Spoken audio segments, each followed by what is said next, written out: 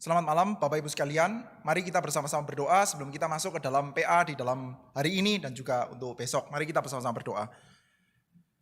Bapa di dalam surga, kami berterima kasih kepadamu Tuhan karena Engkau memperkenankan kami untuk dalam hidup kami yang cuma satu kali ini kami boleh mengenal Engkau dan kami boleh mengenal Kristus yang Engkau utus. Kami boleh menerima kabar baik dari Tuhan. Kami sungguh rindu Tuhan bahwa kami ini sungguh-sungguh dipanggil oleh-Mu untuk menjadi orang yang mewarisi kabar baik yang berasal dari Tuhan ini. Pimpinlah kami Tuhan di dalam 2 hari ini untuk kami boleh mengerti dengan sungguh-sungguh dan kami boleh memikirkan dengan serius dan kami sungguh-sungguh bisa masuk ke dalam orang-orang yang berbahagia. Di dalam kumpulan orang-orang yang terberkati oleh Tuhan karena kami menerima kabar Injil-Mu sebagai berita baik. Terima kasih ya Tuhan, kiranya nama-Mu dipermuliakan. Dalam nama Tuhan kami Yesus Kristus, kami panjatkan segala syukur dan segala doa kami. Amin. Ya, Bapak Ibu sekalian, ide kita di dalam 2 hari ini adalah bahwa Injil adalah kabar baik. Injil adalah berita baik bagi orang-orang berdosa seperti saudara dan saya.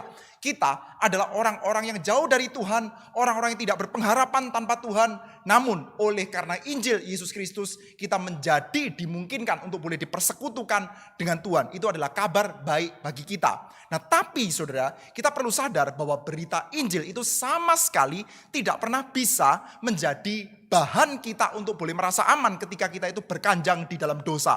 Toh saya itu sudah yakin saya sudah diselamatkan. Maka ya sudah, saya rasa agak aman. Berdosa juga enggak apa-apa. Bahkan saudara, orang-orang itu bisa berkanjang dalam dosa dan juga enggak apa-apa. Nah kita akan melihat saudara ya, bagaimana sebetulnya kabar baik Injil yang dipresentasikan di dalam kitab suci kita. Nah saudara, hari ini dan juga besok kita hanya akan melihat satu bagian saja. Kita akan melihat secara sempit saudara ya. Jadi tentu saja kita tidak bisa membahas secara seluas-luasnya. Kita hanya akan membahas secara sempit di dalam bagian yang sedikit dari Injil Lukas kita saudara. Hari ini dan besok saudara kita akan melihat saudara ya, dari bagian-bagian yang menuju sampai kepada cerita yang saya pikir kita semua tahu, yaitu cerita yang dikasih judul oleh LAI, cerita tentang anak yang hilang.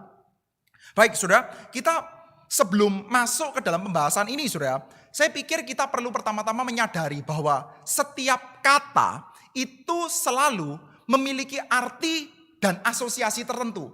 Dan arti dengan asosiasinya kadang-kadang itu tidak sedekat yang kita bayangkan. Misalkan saja saudara, saya pakai kata gila. Saudara tahu kan ya, arti kata gila itu negatif. Gila itu artinya adalah orang yang tidak waras dan lain sebagainya. Tetapi saudara, kata gila kadang-kadang di dalam konteks tertentu bisa memiliki asosiasi yang positif. Wah gila, kamu sekarang sukses ya. Nah itu ya, kata gila itu kadang-kadang meskipun artinya negatif bisa memiliki asosiasi yang berbeda saudara. Nah demikian juga saudara, di dalam konteks yang kita bicarakan hari ini adalah kata Injil. Saya pikir kita semua tahu saudara ya, bahwa Injil itu artinya adalah kabar baik. Tetapi saudara, kabar baik ini saudara berasosiasi dengan apa? Itu akan dihayati secara berbeda-beda oleh orang di dalam zaman, di dalam tempat, di dalam konteks yang berbeda-beda.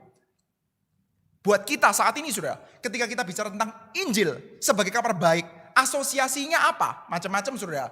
Misalkan ya, banyak di antara kita orang-orang Kristen mengasosiasikan kata Injil dengan ya, misalkan ya, 4 kitab pertama di dalam kanon perjanjian baru kita. Jadi apa itu Injil? Injil adalah Matius, Markus, Lukas, Yohanes gitu ya. Lalu ada asosiasi apa lagi saudara di antara kita? Oh, Injil adalah berita bahwa kita adalah orang berdosa tapi bisa diselamatkan satu-satunya melalui Yesus Kristus yang mati dan bangkit. Itu adalah isi Injil, kabar baik. Itu adalah asosiasi yang kita terima saudara. Dan kalau di antara orang-orang non-Kristen, tapi saat ini saudara, ketika mereka mendengar kata Injil, terasosiasi dengan apa? Oh, terasosiasi dengan kitab sucinya orang Kristen.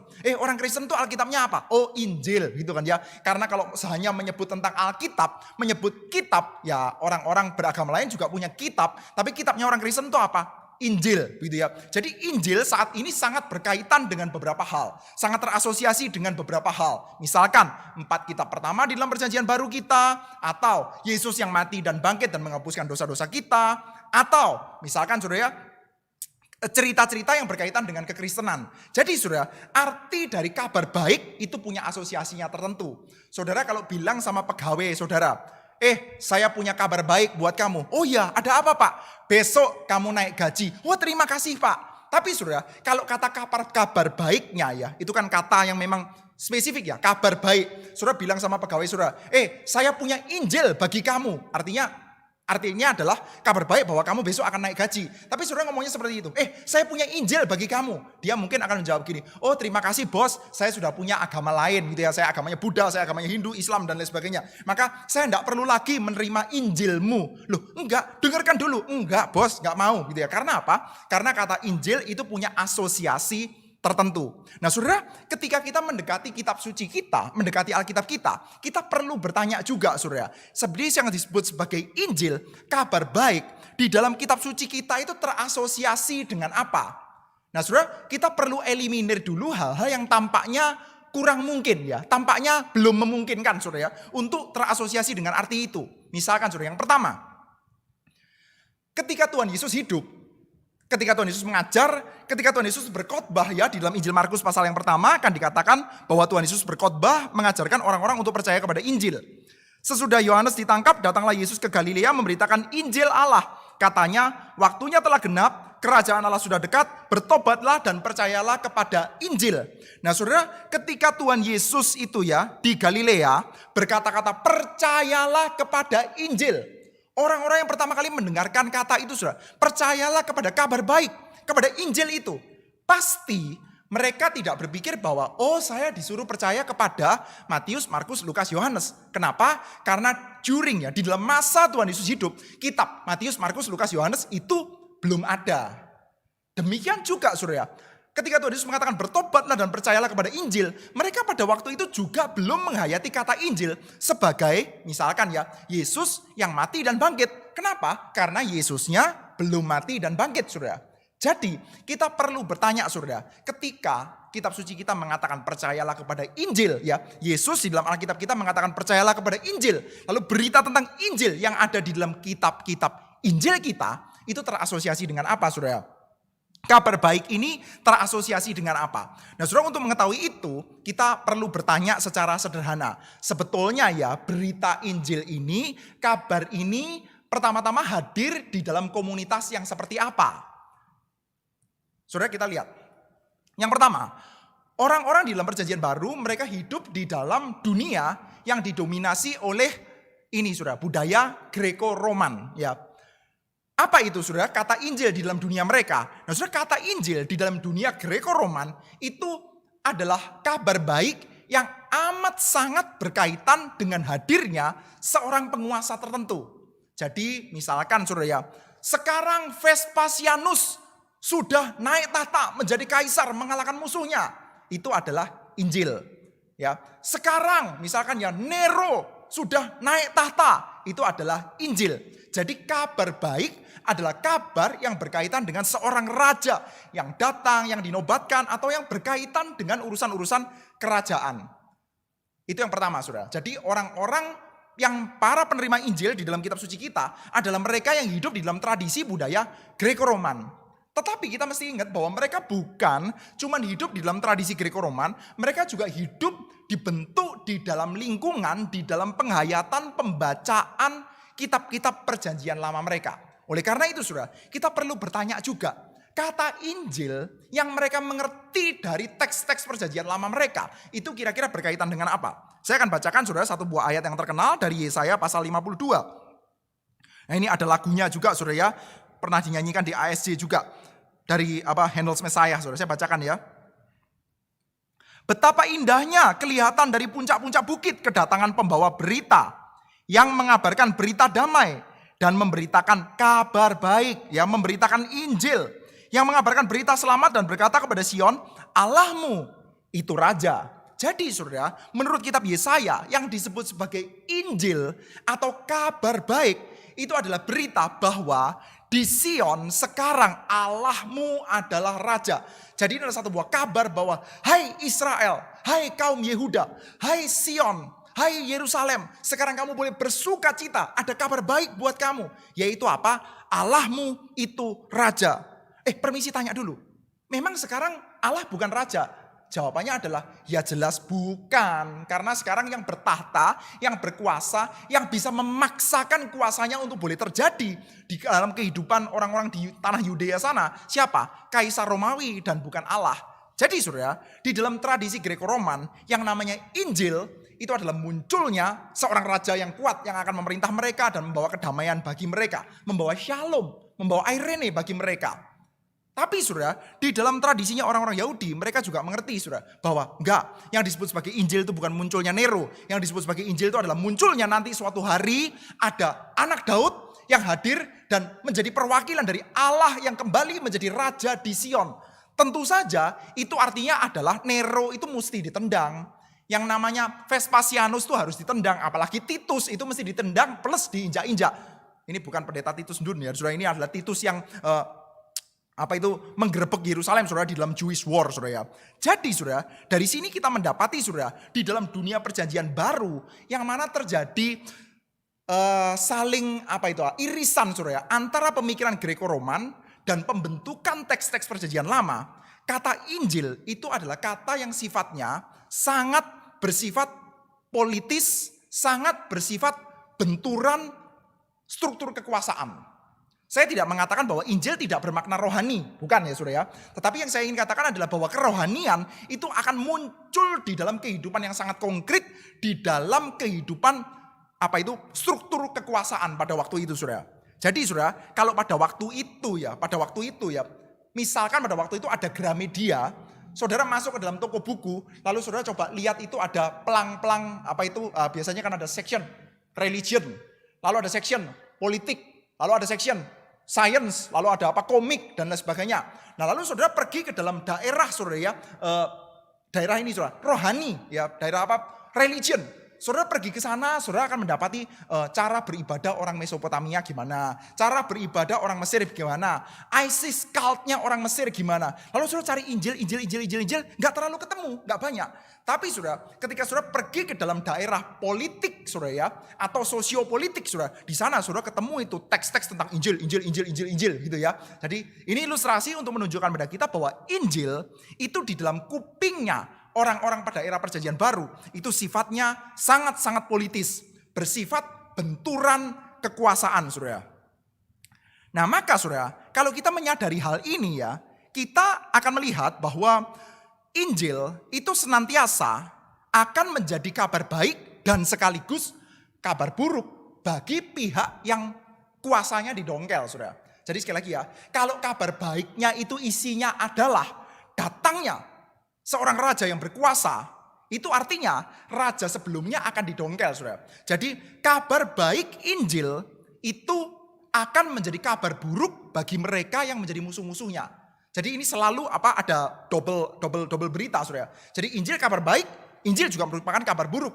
Saya pikir tidak terlalu sulit ya untuk mengerti hal ini ya. Paulus juga pernah mengatakan saudara bahwa yang namanya berita salib itu adalah batu sandungan. Berita salib adalah hawa, adalah bau kematian, tapi bau yang harum bagi orang yang diselamatkan dan bau busuk bagi orang-orang yang akan celaka saudara. Jadi berita baik Injil itu akan menjadi kabar baik dan kabar buruk tergantung posisi dari penerima beritanya.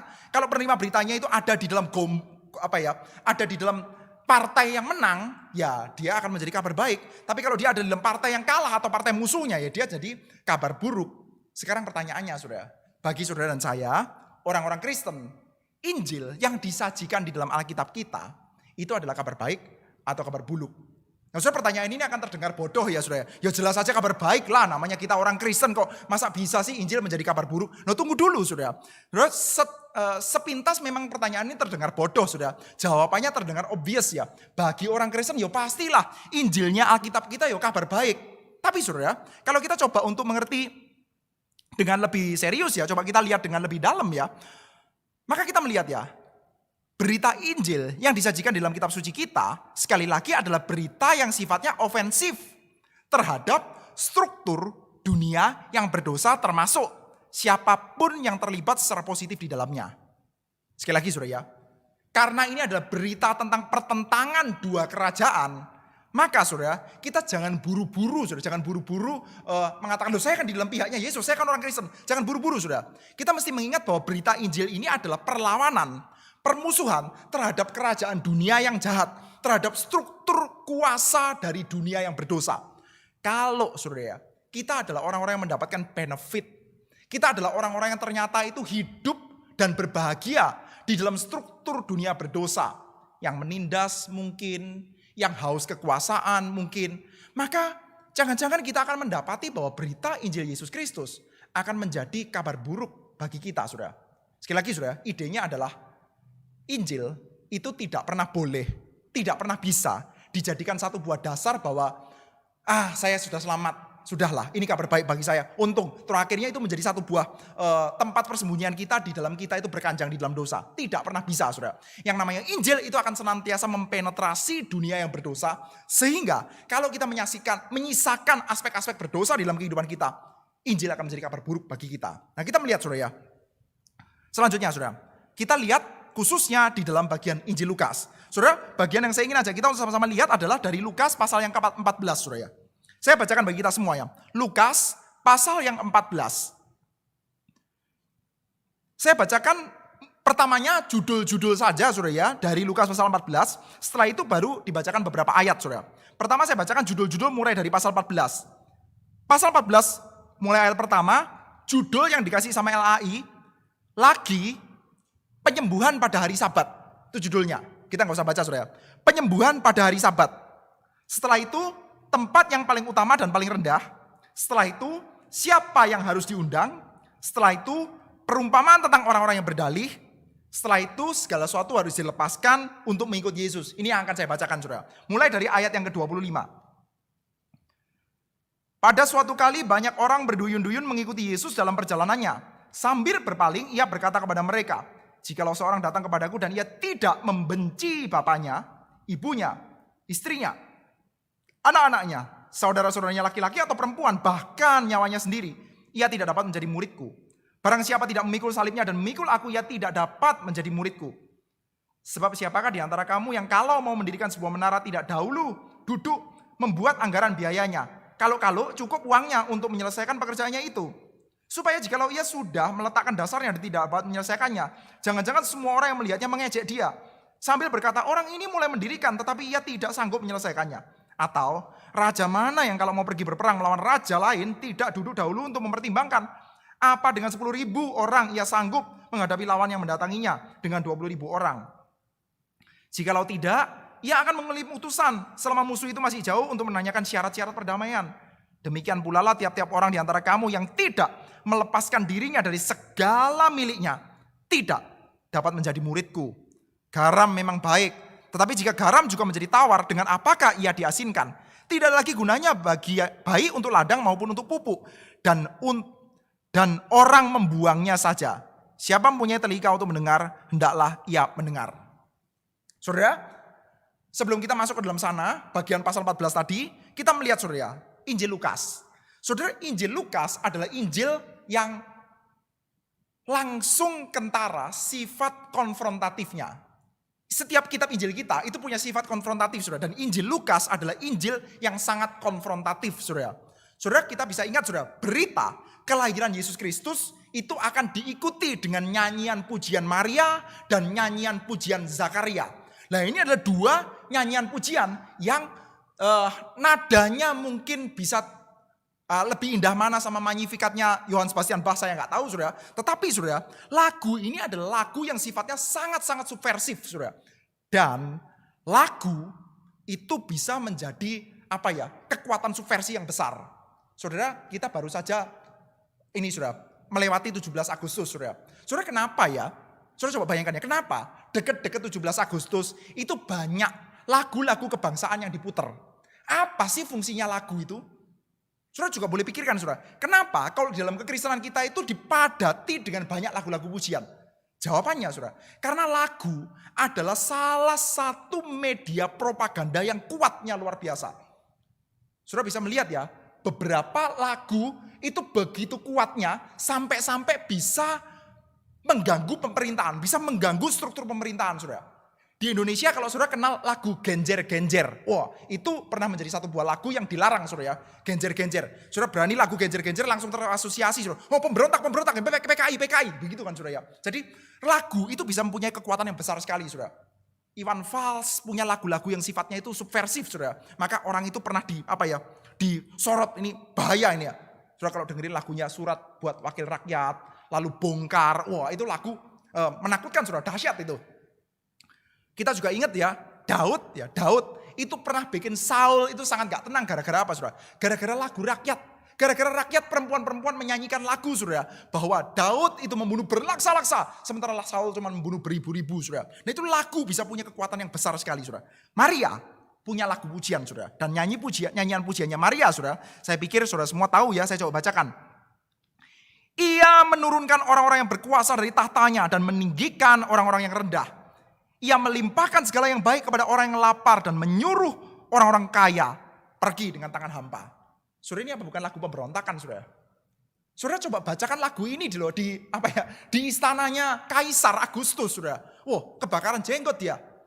Coba bayangkan saudara, ada satu buah lagu, apalagi ya kalau lagunya bagus. Apalagi kalau nadanya tidak sesulit lagunya Johann Sebastian Bach ya. Bisa dinyanyikan oleh banyak orang, dinyanyikan oleh rakyat dan menggerakkan hati banyak orang. Ia menurunkan orang berkuasa dari tahtanya dan meninggikan orang-orang rendah. Wah, itu menakutkan saudara. Lalu kita juga mendengar saudara ya, lagu-lagu yang disadur oleh para malaikat.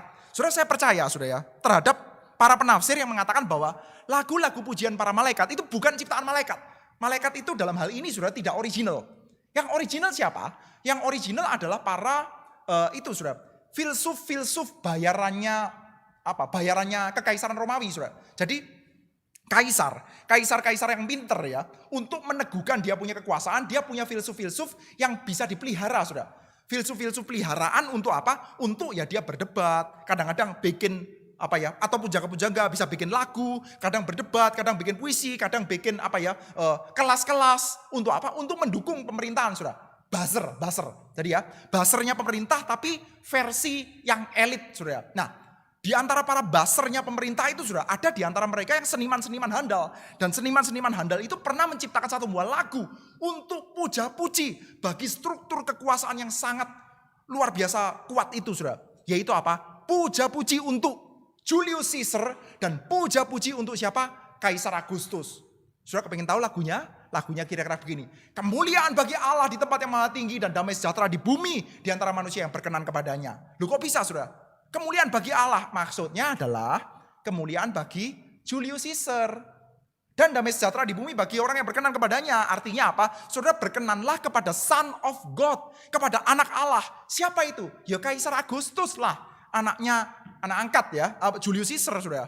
Jadi itu adalah lagu yang biasanya dinyanyikan oleh orang-orang untuk apa? Untuk Julius Caesar, untuk Kaisar Agustus. Dan sekarang sudah malaikat-malaikat pakai lagu itu, pakai nada itu untuk menceritakan tentang juru selamat Kristus di kota Daud. Juru selamatnya adalah Yesus. Saudara, kata soter ya, kata juru selamat itu adalah gelar yang pada waktu itu sangat identik dengan struktur kekuasaan Romawi, saudara. Soter. Dan sekarang kata soter, kata juru selamat itu dipakai untuk Yesus Kristus. Ini apa kalau bukan konfrontasi, saudara? Ini seperti kayak mengatakan bahwa kamu tahu Julius Caesar, kamu tahu Kaisar Agustus, mereka bukan juru selamat. Juru selamatnya adalah sang anak Daud. Dan kalau kita dengar nama Daud, kita tahu kan saudara ya, nama Daud itu adalah nama yang pada zamannya Israel itu punya kekuatan militer yang established, yang kuat ya. Daud pada zamannya saudara mengalahkan banyak sekali kerajaan, lalu mulai establish dan diwariskan kepada anaknya Salomo saudara. Jadi saudara sekali lagi ya, berita yang ada di dalam Injil Lukas pertama-tama saudara ditunjukkan bahwa Injilnya sifatnya konfrontatif dan awal-awal saudara di dalam telinganya orang-orang Yahudi adalah apa saudara? Berarti sebentar lagi kami akan diselamatkan dan musuh-musuh kami akan ditundukkan. Kabar baik itu. Jadi siapa penerima kabar baik ini? Tentu penerima kabar baik ini tentu bukan orang-orang Romawi. Bukan musuh-musuh yang menindas mereka. Jadi siapa penerimanya saudara? Penerimanya bagi orang Yahudi yang tertindas tentu saja adalah kami dong. Kami. Nah kalau kita lihat saudara ya, Lukas itu juga sangat mahir ya. Dia mencatat saudara setting berita kabar baiknya dia itu dibuka di dalam lingkar kesalehan Yerusalem. Saudara kalau buka di dalam Injil Lukas bagian-bagian paling awal saudara itu cerita tentang pengharapan orang-orang Yahudi saudara ya. Ada Zakaria, imam yang istrinya adalah keturunan Harun yang adalah imam besar saudara. Lalu mereka terus-menerus berdoa untuk menantikan apa saudara? menantikan anak, betul. Tetapi sebagai seorang imam, mereka juga berdoa menantikan pembebasan bagi bangsa Israel. Lalu saudara, malaikat itu datang saudara. Ketika dia sedang membakar ukupan, itu adalah satu buah upacara kesalehan yang sangat tinggi bagi Yerusalem, bagi harapan orang-orang Yahudi saudara. Jadi pertama-tama kita seperti kayak mendapatkan satu buah sense. Hei orang-orang Yahudi, ini adalah kabar baik buat kamu. Injil adalah kabar baik buat kamu, hai orang-orang Yahudi. Karena berita ini ada di lingkar kesalehan Yerusalem. Lalu nanti anakmu itu akan mendahului Mesias, akan membawa kejayaan bagi umat Tuhan. Wah, luar biasa. Tapi, saudara dan saya tahu saudara, setelah kitab Injil kita buka terus sampai ke belakang.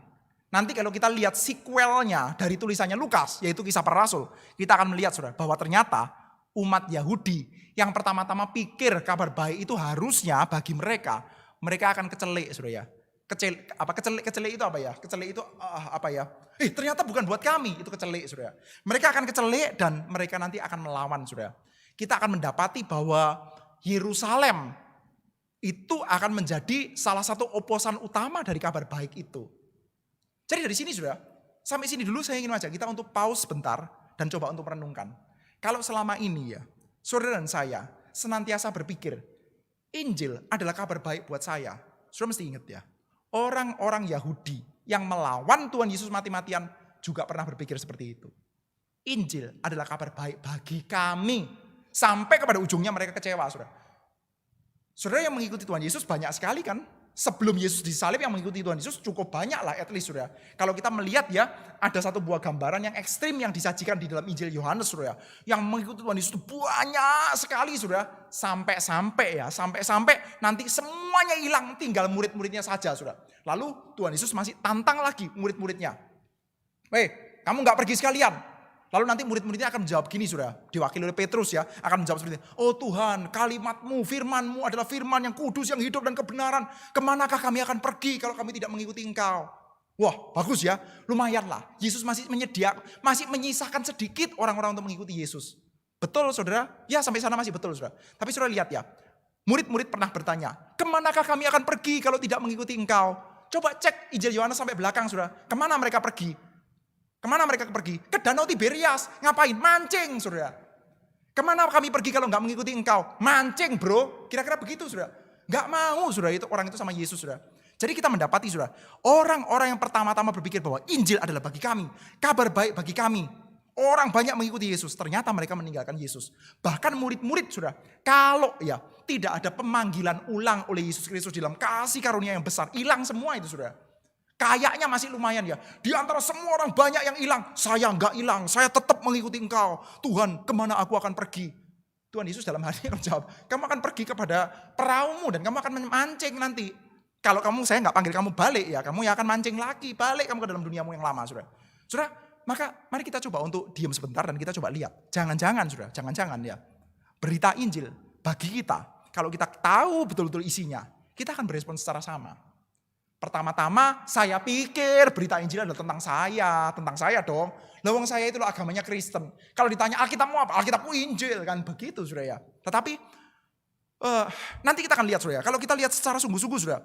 Betulkah Injil itu seperti kayak apa ya? Kita bisa peluk-pelukan sama Injil begitu akrabnya saudara. Injil itu seperti kayak gak ada nuansa duri yang akan mengganggu kehidupan kita saudara. Kalau kita saksikan saudara. Dan kalau kita hayati bahwa Injil adalah perlawanan terhadap struktur kuasa yang berdosa, maka tidak bisa tidak. Kalau kehidupan kita adalah kehidupan yang berdosa, maka saudara dan saya pasti akan ditusuk-tusuk, akan diganggu oleh Injil. Kalau Injilnya benar loh saudara. Kalau Injilnya kaum libertin ya enggak. Kalau Injilnya kaum antinomian ya enggak. Ya wis, sekali selamat tetap selamat. Yesus mati bagi saya. Haleluya. Sudah saya berbuat dosa sekena-kenanya saudara. Tapi pasti bukan demikian isi Injilnya saudara. Nah saudara kita melihat ya. Gereja Kristen bagaimana saudara? Bagaimana dengan gereja Kristen? Tadi kita sudah melihat ya. Orang-orang Yahudi adalah orang-orang yang kecelek ya. Sementara kita tahu saudara. Orang Yahudi kecelek ternyata Injilnya bukan buat kamu. Dan sekarang kita katakan Injilnya itu adalah bagi saya. Bagi gereja Kristen. Gereja itu kan adalah gereja yang ada di pihaknya Yesus. Loh Tuhannya saya itu Yesus. Loh itu loh di belakangnya gereja saya itu ada lambangnya salib. Nah saya pasti adalah orang yang menerima Injil dengan sungguh-sungguh. Buktinya konfrontasi dengan orang-orang Yahudi disajikan di dalam kitab-kitab Injil kita. Lalu konfrontasi dengan bait suci Yerusalem juga disajikan dalam kitab-kitab Injil kita. Sementara saya, gereja Tuhan adalah gereja yang dikasihi oleh Tuhan. Saya pasti for Jesus. Saya pasti root, saya pasti vote, saya pasti adalah pengikut-pengikut Yesus yang sejati. Betul gak saudara? Nah saudara, kita coba lihat ya. Mulai dari Lukas pasal yang 14 saudara. Saudara, dari Lukas pasal 14 kita akan melihat ya bagaimana Yesus banyak mendapatkan pengikut yang pelan-pelan mulai berasa. Yesus adalah bagi kami. Kami akan mengikuti Yesus. Apa saudara yang kita lihat saudara? Di dalam pasal 14 kita melihat ya. Ini adalah konfrontasi yang paling puncak yang dicatat di dalam Injil Lukas tentang Sabat. Yesus melakukan penyembuhan di dalam hari Sabat. Saudara, kita boleh bertanya saudara. Lukas pasal 14 ya. Penyembuhan pada hari Sabat judulnya ya. Lukas pasal 14 ini ya. Kita bertanya dulu saudara. Sebetulnya Sabat itu apa sih? Sabat itu apa? Saudara, Sabat itu kan originalnya ya, awal muasalnya, pertama-tama lahir di dalam tradisi keluaran, lahir di dalam tradisi Exodus. Perintah untuk betul-betul observe Sabat itu ada di dalam kitab Exodus. Tetapi tradisi Exodus itu terbentang saudara ya, mulai dari kitab Kejadian sampai kitab Ulangan. Saudara, secara tradisional saya sendiri mempercayai bahwa kitab Taurat itu terutama ditulis, mesti kita kreditkan terutama saudara, sebagian besar itu mesti dikreditkan dengan Musa. Musa itu salah satu panggilan utamanya dia adalah untuk menghadirkan Exodus, menghadirkan keluaran. Saudara kalau ingat Musa tentu saja kita akan ingat saudara, hal besar yang terjadi pada zamannya Musa adalah keluaran. Nah saudara, Sabat di dalam tradisi keluaran itu apa? Nah kita ingat saudara, Musa mendatangi masyarakat Israel yang bukan kebanyakan ya, tapi hampir semua di antara mereka, kecuali beberapa mandor yang sangat spesial mungkin ya, tapi hampir semua di antara orang-orang Israel pada zamannya Musa, mereka adalah para budak di Mesir.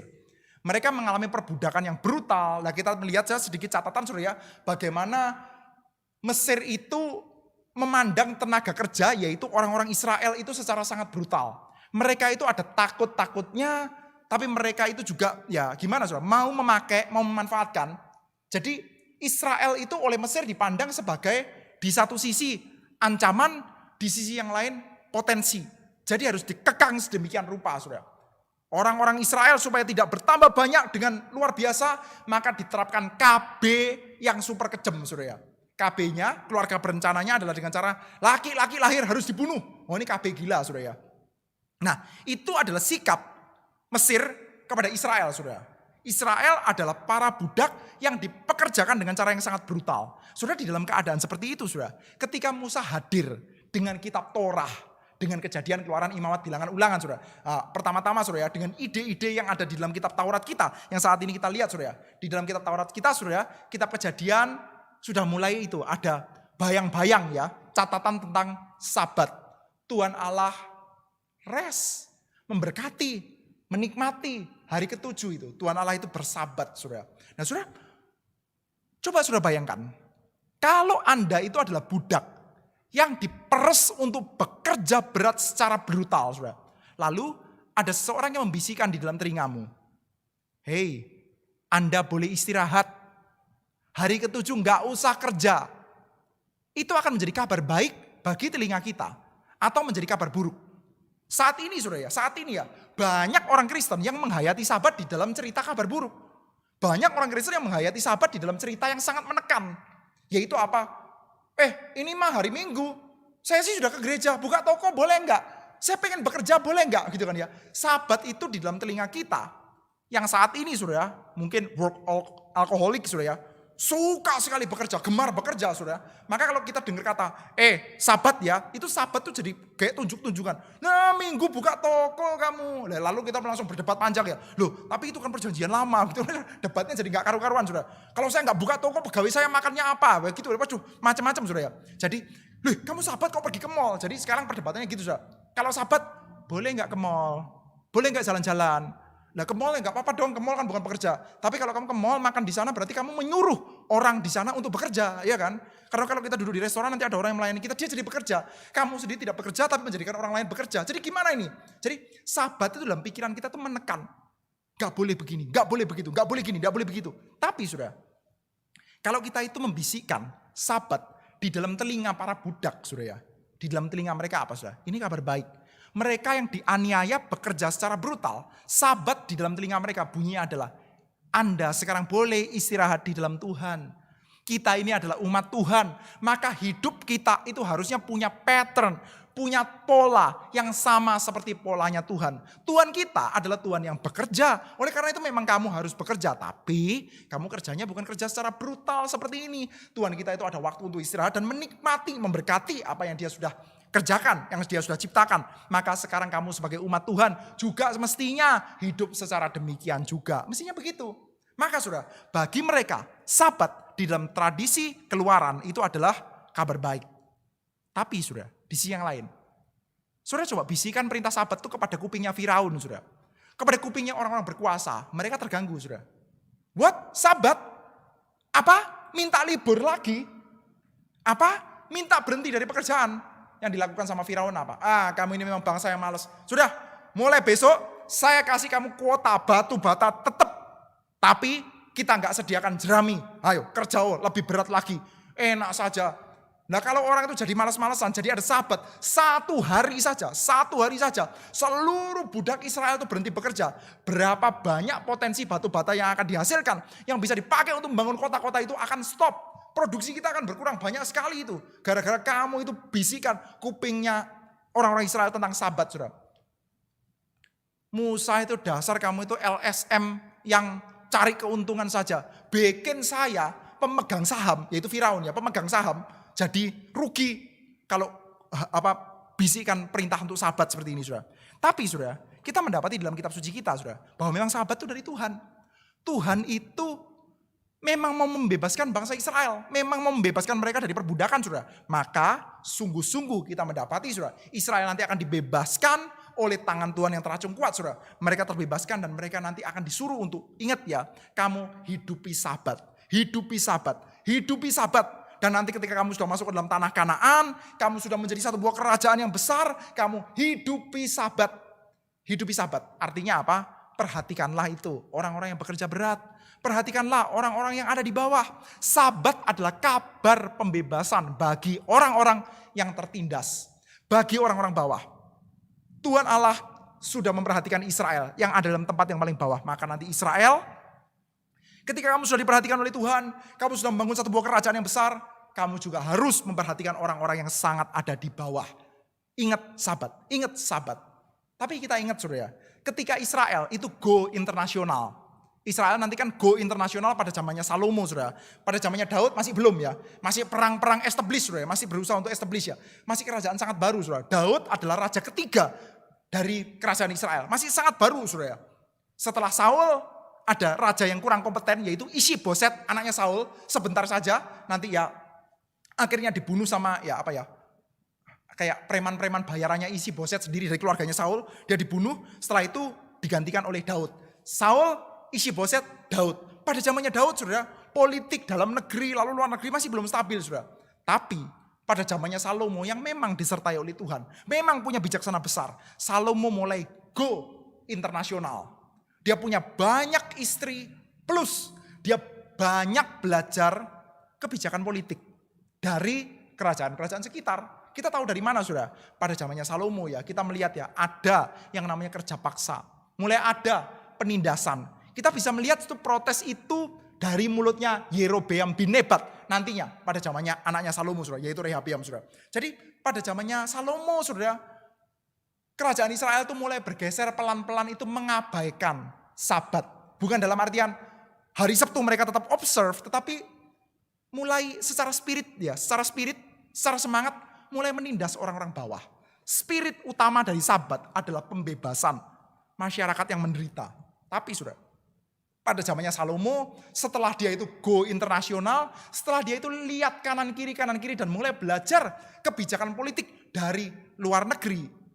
Nggak lagi kolot kayak bapaknya Daud yang melulu belajarnya Torah terus ya. Ditegur sama Nathan takut. Nah begitu kan ya. Aduh bapakku gitu ya. Dia Salomo establish sudah ya. Di dalam kerajaannya dia mulai belajar dari politik luar negeri dan kita mendapati sudah. Dia mulai mirip. Kerajaan Israel pada zamannya Salomo itu mulai mirip dengan kerajaan luar negeri. Dan mirip dengan semua kerajaan lain yang ada di dalam dunia kita saat ini sudah. Yaitu apa? Yang di bawah itu ditindas. Yang di bawah itu ditindas. Saudara tidak usah terlalu susah untuk mendapati hal ini di dalam dunia kita saat ini, saudara. Saudara sama-sama kena COVID, pergi ke rumah sakit, mana yang dilayani lebih dulu? Punya BPJS kelas 3 atau bayar pribadi punya uang banyak, yang dilayani dulu yang mana, saudara? Ya yang bayar uang pribadi lah, jelas kan ya? Mana yang dilayani dulu, saudara? Yang orang kuat atau yang orang lemah? Ya orang kuat lah. Orang lemah itu gak usah terlalu diperhatikan, kan begitu, saudara. Itu di mana-mana sudah terjadi, saudara. Di mana-mana, seluruh dunia. Cuman Israel sama Tuhan gak boleh begitu. Tapi ya gimana caranya? Gimana caranya? Kerajaan mana bisa sih? Kita kalau mau concern kepada orang-orang kelas bawah terus. APBN apa ya cukup. Apalagi ya pejabat-pejabat kan ya perlu ada korupsinya sedikit-sedikit lah. Jadi para pejabat ya. Pejabat itu kerjanya berat ya. Pasti ada korupsinya sedikit-sedikit lah. Dan sedikit-sedikit kalau dikumpulin ya sedikit-sedikitnya berapa miliar gitu lah ya. Jadi ya jangan harap ya. Orang-orang yang ada di bawah itu jangan terlalu berharap lah. Nah sudah ada kerajaan Israel pelan-pelan. Hidupnya mulai seperti itu, sudah. Maka nanti kita akan mendapati, sudah, dosa-dosa macam itu ya. Yaitu ya, menumpahkan darah orang tak bersalah, menindas orang lemah. Sudah ingat Ahab dengan kebun anggurnya Nabot. Itu jadi umum di antara orang Israel. Cerita seperti itu umum. Secara spirit, itu adalah pertentangan langsung dengan Sabat. Maka yang terjadi adalah Tuhan Allah buang Israel. Dan kalau kita perhatikan sudah di dalam kitab Tawarikh juga tampaknya jelas ya. Di dalam akhir kitab Tawarikh dikatakan, dan dengan demikian genaplah firman Tuhan yang diucapkan Yeremia sampai tanah itu pulih dari akibat dilalaikannya tahun-tahun Sabatnya. Sabat itu urusan yang sangat serius. Sabat itu bicara tentang pembebasan orang-orang yang di bawah, sudah. Tapi karena mereka lalai, mereka dibuang oleh Tuhan, mereka dihancurkan oleh Tuhan. Nah, sudah, ini penting ya. Setelah Israel nanti itu dihancurkan oleh Tuhan ya. Setelah mereka itu dibuang oleh Tuhan, lalu saudara, mereka betul-betul mengalami penghancuran yang sangat berat sampai-sampai kerajaan Israel itu hancur. Nah saudara bisa bayangkan dah, ketika kerajaan Israel hancur, maka tidak bisa tidak ada perubahan struktur sosial masyarakat. Tadinya ada kerajaan, dengan sekarang tidak lagi ada kerajaan. Struktur sosial masyarakatnya berubah. Orang Israelnya tetap ada. Orang Yahudi tetap ada. Tapi kerajaan Israelnya nggak ada. Sebelum 1948 kan sudah nggak ada lagi sudah Israel. Sudah. Jadi kerajaan Israel, kerajaan Yehuda itu hampir nggak ada lagi sudah. Ya pernah ada periode-periode pendek sepertinya. Kayak ada kerajaan tapi nggak betul-betul ada kerajaan resmi sudah. Kerajaan mereka hancur. Nah di tengah-tengah satu buah masyarakat di mana mereka tidak punya kerajaan, maka struktur sosial masyarakatnya berbeda. Posisi paling tinggi bukan lagi raja, toh mereka nggak punya raja. Bukan lagi perdana menteri, mereka nggak punya perdana menteri. Bukan lagi panglima militer, mereka juga nggak punya panglima militer. Jadi sudah kita bisa mendapati ya bahwa struktur sosial masyarakat pelan-pelan di antara orang Yahudi jadi sangat banyak dipengaruhi oleh agama mereka.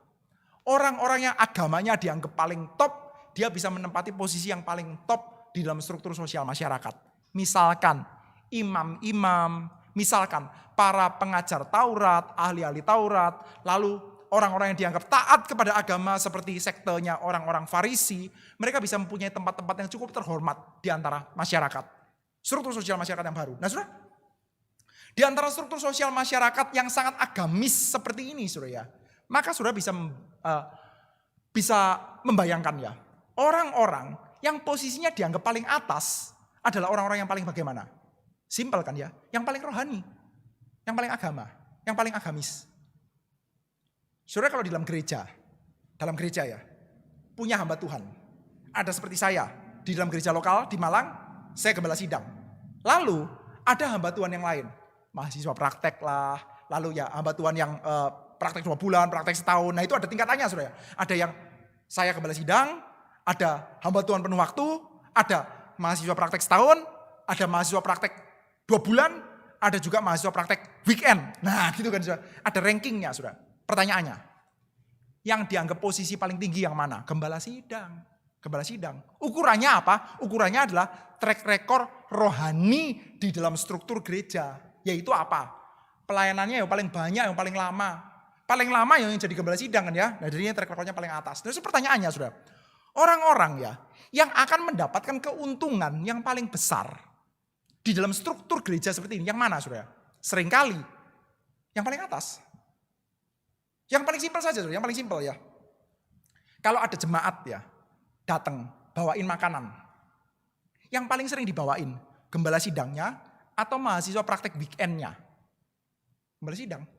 Gitu kan ya. Jadi kita melihat di dalam struktur agama, karena Israel sudah nggak lagi punya kerajaan, maka struktur sosial masyarakat mereka yang paling tinggi itu ditentukan dari bagaimana cara masyarakat memandang mereka di dalam beragama. Yang dianggap paling beragama banget, tempatnya paling atas tuh imam lah, ahli Taurat lah. Sementara yang dianggap itu agamanya itu paling kacau ya, paling serampangan, apalagi agak kurang Yahudi seperti pemungut cukai, apalagi pelacur. Ya ampun, itu dasar tak beragama belas. Itu posisinya bawah. Maka saudara, kita melihat bagaimana cara uji orang yang dianggap paling agamis. Ya kalau dalam GRI ini saudara ya, kalau dalam GRI seringkali caranya lihat orang hamba Tuhan yang paling top sama yang paling kurang top itu adalah standar kerohaniannya, itu apa? Standar apa tinggi rendahnya itu diukur berdasarkan misalkan saudara kefasihannya di dalam berkhotbah, kecakapannya dalam mengajar, atau kerajinannya dalam besuk, atau apa ya, kerelaannya dalam berkorban. Mungkin begitu saudara ya. Dicek dari itu-itunya, dan nanti makin berkorban posisinya makin atas. Makin rela posisinya makin tinggi. Gitu kan ya. Jadi kayak hierarki yang menanjak paling atas saudara. Nah pada waktu itu saudara ya, saudara kalau mau cek orang yang posisinya bisa paling tinggi, itu adalah orang yang bagaimana saudara? Jawabannya adalah karena mereka punya masa lalu. Kami dibuang sama Tuhan, dimusuhi sama Tuhan gara-gara lalai terhadap Sabat, kami mengabaikan Sabat, kami dihakimi gara-gara Sabat. Maka sekarang kami akan observe Sabat sekuat-kuatnya. Maka di antara mereka yang dilihat super serius banget terhadap Sabat, mereka posisinya bisa paling atas. Maka sekarang saudara ya, kita mendapati Sabat tidak lagi menjadi sarana untuk memerhatikan orang yang paling bawah. Sebaliknya, tepat kebalikan. Sabat akan menjadi sarana yang paling utama untuk orang itu bisa naik dalam posisi yang paling atas. Kebalik total, saudara. Spiritnya kebalik total. Kalau tadinya ya, Musa memberitakan ada hari Sabat. Wih, budak-budak yang posisinya paling bawah itu mereka bersorak. Ini adalah kabar kelegaan bagi kami. Tapi saudara, pada zamannya Tuhan Yesus, pasca pembuangan, setelah kerajaan Israel hancur, setelah kerajaan mereka nggak ada, struktur sosial mereka, masyarakat mereka sangat ditentukan oleh agama. Maka yang paling bersabat adalah mereka yang posisinya bisa paling puncak, paling atas. Hamba Tuhan yang dianggap paling hamba banget, ironis kan ya, paling hamba banget. Nah itu posisinya paling tinggi sekali dalam gereja. Begitu aja. Jadi ya kurang lebih agak mirip saudara. Nah maka saudara kita mendapati saudara, Tuhan Yesus saudara, ketika dia itu hadir, dia itu mengembalikan Sabat di dalam posisi yang asli saudara. Yaitu apa? Dia datang dan dia pakai hari Sabat untuk menolong yang orang-orang posisinya menderita. Sakitlah, itu ditolong oleh Tuhan Yesus. Dan itu tepat, itu adalah spirit Sabat. Spirit Sabat itu bukan tentang gak boleh begini, gak boleh begitu ya. Bukan. Spirit Sabat adalah satu buah berita pembebasan. Hai kamu para budak. Hai kamu orang-orang yang tidak bisa begini dan tidak bisa begitu. Kamu dibebaskan oleh Tuhan. Maka sekarang saudara, pada hari Sabat ada orang yang sakit saudara. Tiba-tiba datanglah seorang yang sakit, busung air berdiri di hadapannya. Ada orang yang sakit pada waktu hari Sabat, menderita. Dan Sabat adalah kabar bagi orang menderita seperti ini. Dan Tuhan Yesus menyembuhkan dia saudara. Maka ini adalah satu buah berita bahwa Sabat yang asli sekarang sedang dikembalikan oleh Tuhan Yesus. Tapi pada saat yang bersamaan saudara, orang-orang yang posisinya sudah kadung tinggi gara-gara menjaga Sabat. Tidak boleh begini, tidak boleh gitu, tidak boleh gini, tidak boleh gitu. Mereka merasa terserang saudara. Ini adalah perlawanan, tantangan terhadap established power structure saudara. Persis saudara. Ketika Musa mendatangi Firaun dan mengatakan Israel harus beristirahat, harus beribadah kepada Tuhan. Tertantang mereka. Maka sekarang saudara, ketika Tuhan Yesus mendatangi establish power structure dan mengatakan Sabat adalah untuk orang bawah. Sabat bukan sarana supaya kamu menampak posisi paling tinggi. Wah, itu menakutkan bagi mereka. Itu adalah tentangan yang serius bagi mereka. Maka saudara, kita melihat ya, di dalam episode selanjutnya Tuhan Yesus berbicara tentang tempat yang paling utama dan paling rendah di dalam satu buah pesta. Kamu jangan pikir ya, di dalam pesta jangan kamu berasa kamu tempatmu paling depan, maka saya pergi ke depan dulu. Nanti tuan rumah bilang, kamu nanti tempatmu belakang, ini tempatnya orang lain. Wah, kamu malu. Saudara, ini kan saudara bisa lihat ya kaitannya ya. Sabat itu adalah berita untuk orang-orang yang di bawah. Sementara kamu yang selama ini menduduki Sabat untuk memanjat ke atas. Kamu pikir kamu ada di atas? Enggak, kamu salah posisi. Perhitungkan baik-baik posisimu ya. Jangan pikir kamu itu adalah anak-anak yang paling diperkenan sama Tuhan gara-gara Sabatmu. Tidak, bahkan kalau kita mau concern terhadap Sabat itu adalah bagi orang-orang yang ada di belakang. Kamu yang duduk di belakang, kamu yang ada di paling belakang sendiri, nanti tuan rumah akan datang dan berkata, sahabat, saya sudah sediakan bagi kamu loh tempat di, depan, tempat yang di depan sana saya sudah sediakan bagi kamu. Jangan ke belakang-belakang, ayo gitu ya. Ada perubahan struktur, saudara. Sekali lagi ya, konsisten ya. Dengan seluruh gambaran dari Injil Lukas, saudara.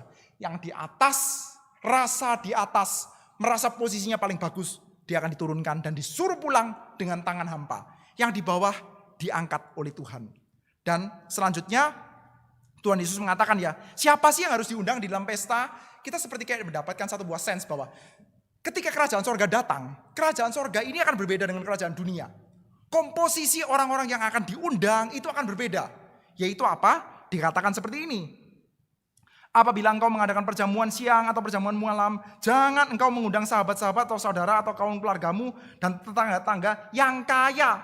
Karena mereka akan balas dengan undang engkau juga. Tapi apabila engkau mengadakan perjamuan, undanglah orang miskin, orang cacat, orang lumpuh, orang buta. Maka engkau akan berbahagia. Jadi sekali lagi Tuhan Yesus mengatakan bahwa kerajaan sorga, kerajaan yang dihadirkan oleh Tuhan adalah good news ya. Kabar baik untuk orang-orang yang broken heart. Untuk orang-orang yang ada dalam posisi yang bawah. Sudah bisa bayangkan ya, ketika ucapan-ucapan ini diucapkan oleh Tuhan Yesus ya. Orang-orang yang pada waktu itu posisinya ada di atas ya, kira-kira ya. Mukanya itu kayak gimana sudah? Itu mukanya kayak orang yang minum spiritus, merahnya luar biasa sudah. Kayak orang yang bukan minum bir lagi, sudah minum bensin mungkin, semua merahnya luar biasa. Marahnya gak karu-karuan.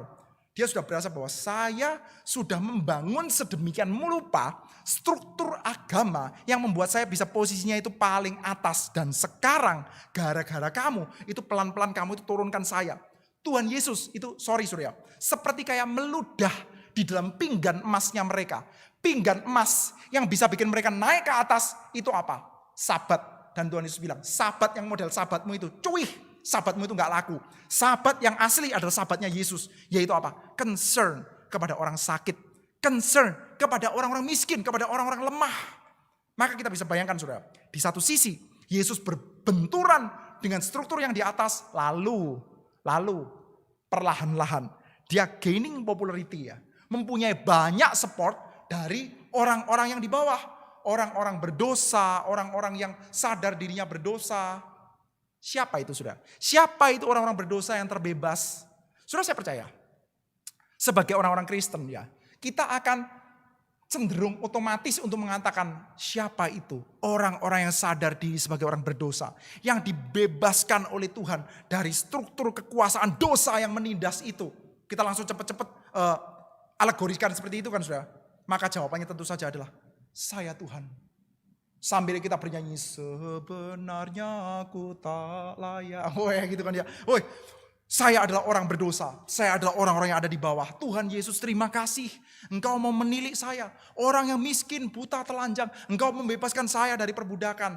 Jadi, saudara, kita orang-orang Kristen berdasarkan Injil Lukas seperti kayak bisa berkata kepada orang-orang Yahudi. Sorry ya Jews. Sorry ya orang-orang Yahudi. Kamu salah mengerti. Kabar baiknya ternyata bukan buat kamu.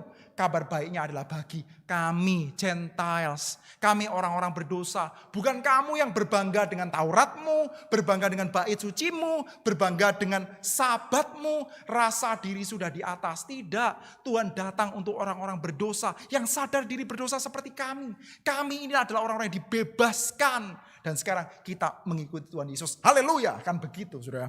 Tetapi saudara, kita melihat ya, secara politis tampaknya Tuhan Yesus ini agak saudara ya? Agak kurang cerdik di dalam memelihara konstituen. Ketika sudah punya banyak pengikut dari orang-orang yang mulai mengatakan, mulai bisa mendiferensiasi diri. Saya orang Kristen dan bukan orang Yahudi. Orang Yahudi oke, kamu sudah kadung berbangga dengan struktur kekuasaanmu. Saya punya Sabat, saya punya Taurat, saya punya bait suci, saya punya Yerusalem. Sudah kadung berbangga dengan itu, kamu tidak bisa terima ketika Tuhan Yesus mengatakan bahwa itu semua sudah menjadi alat berdosa. Hancurkan itu semua. Sekarang perhatikan kepada orang-orang yang di bawah, yaitu orang berdosa, pemungut cukai, pelacur dan lain sebagainya. Orang berdosa seperti kayak saudara dan saya. Wah, kita seperti kayak bisa bangga seperti itu. Tapi saudara, ketika Tuhan Yesus itu mulai mendapatkan banyak pengikut ya. Pada suatu kali banyak orang berduyun-duyun mengikuti Yesus dalam perjalanannya. Gaining popularity saudara. Setelah Tuhan Yesus itu berani marah-marah ya. Kayak Bapak Ahok mungkin ya. Berani marah-marah terhadap struktur kekuasaan. Tidak takut ya. Memarahi itu orang-orang yang sudah established. Wah, mulai populer saudara. Tadinya saya sih juga kepengin maki-maki dia tapi saya nggak berani. Nah sekarang ada tokoh yang berani. Maka saya ikut sama dia. Wih langsung followernya itu bertambah saudara ya. Subscribe. Langsung banyak sekali sudah followernya Tuhan Yesus bertambah banyak sekali. Langsung orang-orang itu berduyun-duyun ikut dia. Saya kepengen juga berantem sama itu para penguasa, cuman saya tidak berani. Nah ini kok ya ada Yesus yang berani. Puji Tuhan, dia mau menolong kita. Orang-orang yang minoritas, yang tertindas ini, yang diwakili oleh Yesus. Puji Tuhan, kita mengikuti Yesus. Nah tapi Tuhan Yesus ini tidak terlalu baik di dalam memelihara konstituennya tampaknya saudara. Nah kita mendapati saudara ya, setelah ya, Tuhan Yesus itu punya popularitas yang besar di antara masyarakat kelas bawah.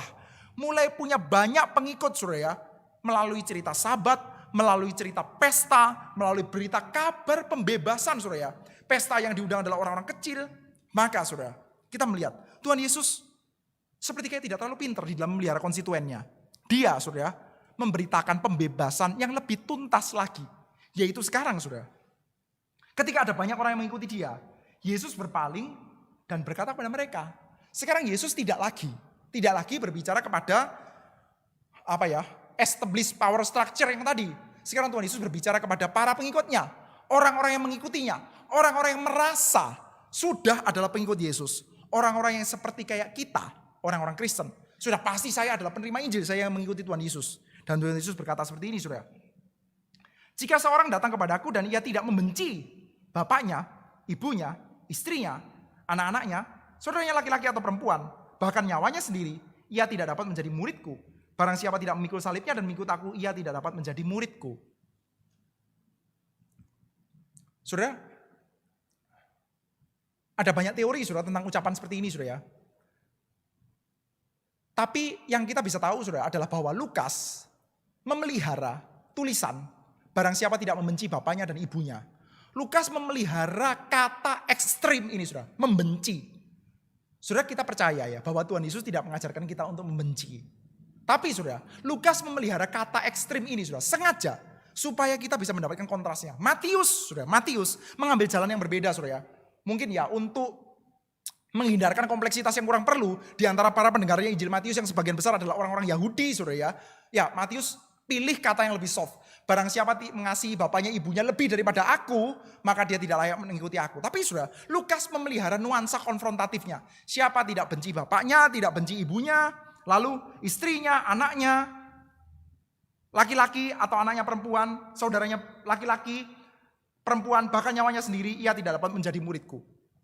Ekstrim, gambaran ekstrimnya itu dipelihara oleh Injil Lukas, saudara. Well, saudara, banyak di antara kita yang mungkin merasa amat sangat perlu mendapatkan penjelasan. Harus dijelaskan nih, masa kita disuruh benci orang tua dan sebagainya. Saudara, itu gak terlalu ekstrim kok, biasa aja. Ada yang lebih ekstrim. Yang lebih ekstrim apa? Ini loh saudara. Barang siapa tidak pikul salibnya dan mengikuti aku, ia tidak dapat menjadi muridku. Salib. Saudara kalau mau cari ya, kata-kata yang paling keras, yang paling ekstrim sendiri, nggak ada padanannya, ya salib itu sudah. Jadi benci orang tua dan lain sebagainya itu kecil lah sudah. Dibandingkan dengan kata memikul salib, itu jauh lebih serius sudah. Maka sudah kita mendapati sudah, kepada para pengikut yang tadinya mulai berpikir, saya adalah pengikut Yesus, kabar baik ini adalah for me. Sekarang sudah lagi-lagi Yesus mengeluarkan tindakan yang kurang lebih mirip. Tadinya orang-orang Yahudi berpikir, wih kabar baik, Romawi disingkirkan, ini adalah for me, untuk kami orang-orang Yahudi. Ternyata bukan, kecelek mereka. Dan sekarang kita orang Kristen mengatakan orang Yahudi kecelek tuh. Sekarang yang menerima sebetulnya adalah kami nih loh orang-orang Kristen. Dan kepada kita orang-orang Kristen, kepada orang-orang yang berduyun-duyun di dalam mengikuti Yesus. Kita kalau ke gereja dan sebagainya mengikuti Yesus sudah. Tuhan Yesus berkata, siapa tidak membenci bapaknya ibunya, maka dia tidak layak untuk mengikut aku. Siapa tidak memikul salibnya mengikut aku, ia tidak dapat menjadi murid-muridku. Saudara, dalam bagian ini saudara, apa sih yang kita lihat saudara? Tuhan Yesus itu sekali lagi saudara, di dalam spirit sabat. Di dalam semangat sabat yang asli sudah memberitakan pembebasan yang tuntas. Saudara, apa sih pembebasannya? Tadi kita sudah melihat sudah. Tahap pertama, sabat dijadikan cara untuk orang menunggang ke atas, naik ke atas, lalu menekan orang yang di bawah. Di dalam versinya Injil Matius saudara ya, Tuhan Yesus pernah mengatakan saudara, kamu ya, ingat, dengarkan ajaran dari orang-orang Farisi. Mereka duduk di kursinya Musa. Tapi kelakuan mereka jangan. Mereka sudah duduk di dalam kursi Musa. Mereka posisinya itu tinggi. Orang-orang pakai sabat, posisi mereka tinggi. Yang di bawah-bawah ditekan, ditindas. Rasa bersalahnya, rasa takutnya dimainkan saudara. Ayo berdosa, ayo berdosa, ayo berdosa. Rasa takutnya dikontrol, dimainkan untuk apa? Untuk untuk mendorong mereka. Supaya kita bisa kendalikan. Kalau kita bisa mengendalikan rasa takutnya orang kan lumayan saudara ya. Bisa mengendalikan rasa takut, rasa bergantungnya orang. Pakai cara agama. Wow, lumayan sudah. Bisa kita kendarai sudah. Nah itu mereka sudah ada di kursi Musa. Posisinya sudah sangat tinggi. Dan struktur kekuasaan seperti itu Tuhan Yesus rombak dan orang-orang dibebaskan. Oke, sekarang saya bebas dari struktur kekuasaan seperti itu. Bebas ya. Lalu Tuhan Yesus melanjutkan. Pembebasannya belum tuntas. Sekarang saya akan bebaskan kamu dari keterikatan yang lain. Yaitu apa? Keterikatan dari hal-hal yang kita anggap baik. Saudara, saya percaya dosa, kecintaan kepada kekuasaan, kecintaan kepada kejahatan, itu akan menghalangi kita untuk melayani Tuhan secara sungguh-sungguh. Itu pasti. Saudara kalau pikirannya itu dipenuhi oleh hari ini saya mau pergi ke tempat pelacuran yang mana, ya susah melayani toh. Ayo besok pelayanan yuk. Ini loh speak Roh Kudus kita kekurangan kolektan atau kekurangan apa. Kamu mau gak melayani? Hitung-hitung, wah hari Sabtu, siang-siang. Saya ada janjian sama misalkan sama pelacur mana begitu kan. Jadi gak bisa kan ya. Dosa menghalangi kita untuk melayani Tuhan. Kita jadi reluctant takut untuk ke gereja gara-gara apa? Loh saya bisnisnya masih kotor. Masih tendang kanan, tendang kiri. Masih nilep kanan, nilep kiri. Masih bohongin ini, bohongin itu. Saya bisnisnya kotor. Disuruh ke gereja melayani Tuhan, ya sungkanlah saya. Jadi dosa bisa menghalangi kita di dalam mengikuti Yesus, itu betul. Tapi di sisi yang lain sudah, ada hal-hal yang sebetulnya secara inheren itu dikasih sama Tuhan sebagai hal yang baik. Tapi itu pun bisa menjadi penghalang yang besar di dalam kita mengikuti Tuhan. Dan saya duga orang seperti ini banyak. Saudara kalau dalam gereja saudara, coba ajak orang saudara. Ayo kami ikut pelayanan yuk. Pelayanan apa? Humas. Oh sorry saya gak bisa. Kenapa kok gak bisa? Saya lagi bekerja. Bekerja baik enggak? Ya baik toh, bekerja itu baik. Sudah jarang lah kalau di dalam lingkungan kita GRI ya tanya, ayo yuk kita pelayanan humas yuk. Gak bisa. Kenapa? Ya saya lagi kepengen ke diskotik ya pada jam itu gak bisa. Itu jam ini jamnya saya ke diskotik, jam ini jamnya saya tidur, jam ini jamnya saya nonton, jam ini jamnya saya main game. Kamu jangan ganggu jamnya saya main game ya. Saya gak bisa humas, saya masih mau main game. Jarang lah saudara kita ketemu orang seperti itu. Apalagi ya, atau sering ya, juga tahu ya. Tapi yang mungkin lebih banyak untuk kita ini adalah lebih banyak kita ketemunya adalah hambatan-hambatan dari hal-hal yang secara inheren mungkin baik. Ayo ke gereja, ayo kamu kenapa sekali nggak pernah pelayanan lagi? Iya, sekarang saya ngurusin anak saya terus. Sekarang saya ngurusin bisnis saya terus. Saya sekarang punya pegawai banyak sekali. Gimana ya, harus diurusin semuanya kan ya. Ini kan juga baik juga kan ya. Nah itu sudah. Maka sudah, sekali lagi ya, kita mendapati sudah hal yang pembebasan sudah. Pembebasan. Sudah kepengen dibebaskan dari Tuhan. Ingin bebas untuk sungguh-sungguh bisa mengikuti Tuhan. Maka saudara, kebebasan adalah, coba pikirkan. Hal-hal baik apa yang Tuhan karuniakan di dalam hidup kita, yang akhirnya akan megangi kita, mencengkram kita, bikin kita itu nggak bisa kemana-mana. Mau gerak ke sini nggak bisa, mau gerak ke situ nggak bisa, mau gerak ke sini. Dan lagi pelan-pelan mau gerak pun hasrat bergeraknya itu nggak ada, saudara. Kenapa? Karena kita juga nyaman kok. Kanan kirinya kita baik semua kok. Kalau ditanya, hei, kamu nggak ke gereja, lagi ngapain? Lagi mabuk? Ya berat kalau kita ngomongin begitu, saudara. Tapi biasanya kan enggak. Kamu nggak gereja lagi ngapain? Lagi bekerja. Dan pendeta pun juga toleran, saudara, kalau ketemu sama orang kayak begitu. Saudara ketemu sama satu orang ya. Pak, kenapa kok kamu kemarin nggak ke gereja? Ini ya sebelum era COVID misalkan ya, masih. Kenapa kok kamu nggak ke gereja? Iya, nggak bisa, klien bisnis saya datang. Oh iya, kan begitu. Apalagi kalau ditambahin, Pak tolong doain ya Pak, hari Minggu besok ini ya, jam 10 loh ya. Atau kadang-kadang orangnya bahkan bisa datang sama Pak Pendetanya. Pak Pendeta, saya hari Minggu besok itu jadwalnya saya liturgis. Tolong saya bisa nggak digantikan ya? Saya nggak bisa liturgis hari itu. Loh kenapa? Iya, pas hari itu loh ya, saya mesti gak bisa ke gereja hari itu. Saya ada teman bisnis saya masih tanda tangan kontrak. Tolong doakan ya Pak ya. Itu proyek saya itu harganya 400 miliar Pak. Tolong doakan ya Pak ya. Pendetanya bilang gimana? Oh iya saya doakan. Mengerti itu? Kecuali kalau izin sama pendeta, saya gak bisa jadi liturgis. Kenapa? Karena saya mau mabuk-mabuan. Ya pendetanya nanti besuk. Tapi kalau izin sama pendetanya, saya gak bisa pelayanan, gak bisa jadi liturgis. Kenapa? Karena saya lagi mau tanda tangan kontrak 400 M. Minta didoakan sama pendetanya pun berani, sudah. Dan pendetanya akan mengatakan apa? Saya akan doakan dengan sungguh-sungguh di hadapan Tuhan. Pelan-pelan, sudah. Kayak begitu dikasih banyak, sudah. Kita akan mandul. Kepengikutan kita kepada Tuhan akan mandul. Dan kita akan rasa nyaman dengan kemandulan kita. Karena toh kanan kirinya kita baik-baik saja. Maka dalam bagian ini, sudah. Tuhan Yesus mengatakan, kamu mau pembebasan. Pembebasan yang besar adalah kamu juga perlu dibebaskan dari hal-hal yang saat ini kamu pikir baik. Kalau kamu gak bisa, hitung. Ada kan perhitungan. Ikut Tuhan itu bisa atau enggak sih saya? Coba cek, hitung-hitungan. Kayak orang kalau mau perang. Pasukan saya 10.000, sana 20.000. Udah tanyakan syarat-syarat perdamaian saja, gak usah perang. Gak bisa, saudara. Gak kena. Ikut Yesus dengan cara kayak begitu, gak kena, saudara. Dan ada kalimat yang sangat keras, saudara ya. Tuhan Yesus mengatakan ya, demikian pula lah tiap-tiap orang di antara kamu yang tidak melepaskan dirinya dari segala miliknya.